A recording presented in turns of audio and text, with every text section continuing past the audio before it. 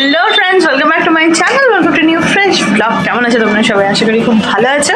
আজকে ব্লগটা স্টার্ট করলাম সন্ধ্যে থেকে, কারণ রেডি হয়ে গেছি, দেখতেই পাচ্ছ। আগের দিনের কুর্তিটাই পরেছি, আমি ড্রেস রিপিট করি, তো হাতের কাছে এটা পেয়েছি, এটা পরে গেছি। একটু বাইরে যাব, বোন আছে সেজন্য একটু বেরোতে হয়, মানে বেরোচ্ছি আর কি, একটু হাঁটাচলা করতে, মানে একটু হেঁটে হেঁটে আসি। আইলাইনার পরেছি, I know it's not perfect, আমার হয় না কোনো দিনই। কীভাবে ঠিকভাবে আইলাইনার পরবো আমি অনেক ভিডিও দেখি, তাও হয় না। তো চলো দেখতে থাকো ব্লগটা, আশা করি ভালো লাগবে। Stay tuned on my channel. আজকে চলে গেছিলাম সাজুগুজু করে একটা ক্রকারি, মানে ওই যেখানে স্টেশনারি সমস্ত জিনিসপত্র পাওয়া যায় সেই শপে।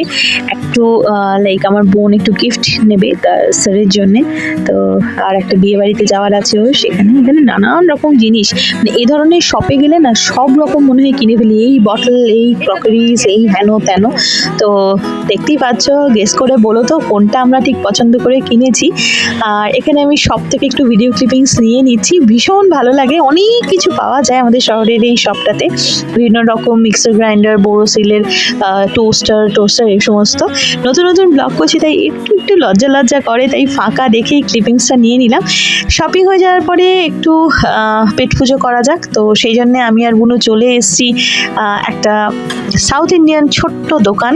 আমাদের শহরটা ছোট্টখাটো শহর, সেখানে সাউথ ইন্ডিয়ান খাবার এরকম টেস্টি আমরা একটা শপ লাইক আমরা খুঁজে বের করেছি।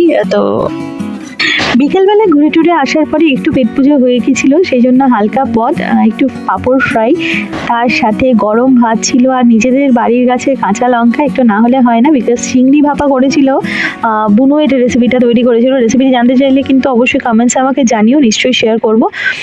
আমার এই ছোট্ট মিনি ব্লগটা আজকে এখানেই শেষ করলাম। খুব ভালো থেকো সবাই, সুস্থ থেকো, আর চ্যানেলটা ভালো লাগলে, ভিডিওটা ভালো লাগলে লাইক, কমেন্ট আর চ্যানেলটা সাবস্ক্রাইব প্লিজ করে দিও। এটুকু করলে অনেক মোটিভেটেড লাগে। আরও কি জানতে চাও অবশ্যই জানিও। আজকের মতো আসি।